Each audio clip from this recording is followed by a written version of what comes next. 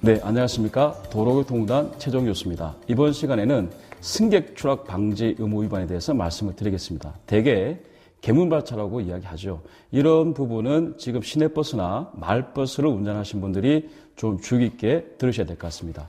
법에서는 차에서 일어나는 모든 사고는 바로 운전자한테 책임을 많이 부과하고 있는데요. 특히 이런 차 내의 사고는 사람이 내릴 때 아니면 탈 때 사고가 많이 일어납니다. 따라서 우리가 운전할 때 시내버스를 타게 되면요, 내릴 때 하차 센서가 있어요. 그래서 그 하차 센서에 어떤 사람이 감지가 되게 되면 문이 자동적으로 닫히지 않게 되어 있습니다. 이런 사고를 방지하기 위해서 있는 장치인데요. 그런데 여기서 중요한 부분은요, 우리 옷자락에 있는 그 끈이라든지 이어폰 줄은 감지가 되지 않습니다.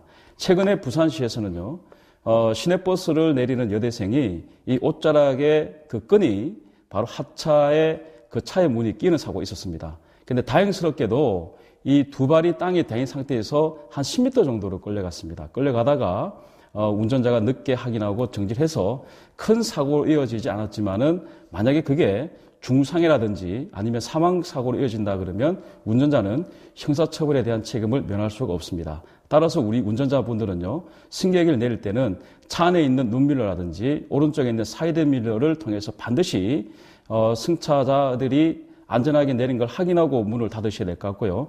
그리고 또 하나 중요한 부분은 앞차의 앞문에도 이런 센서가 있는 부분도 한번 확인하셔야 됩니다. 지금 최근에 나오는 차들은요, 앞차에 앞문이 있어서 그 센서가 있어가지고 감지가 돼서 그 승객들을 많이 보호하지만 그 최근에 말고 2, 3년 전에 나왔던 차들은 지금 이런 센서가 없습니다. 따라서 이 승객 같은 경우에는 출발하는 차들을 좀 빨리 타기 위해서 발을 올려놓은 경우도 있습니다. 그래서 이 운전자분들이 그걸 놓치면 문을 닫고 바로 출발하게 되겠죠. 그러면 그런 사고가 나게 되면은 지금 제가 설명을 드리는 승객 추락 방지 의무 위반에 들어가기 때문에 우리 운전자분들은 출발할 때는 항상 룸미러를 통해서 뒷문을 확인하고 오른쪽 사이드 밀러를 통해서 앞차와 앞문과 뒷문에 승객이 있는지 없는지 확인한 다음에 출발을 해야 되는 습관을 반드시 가져야 될 것 같습니다.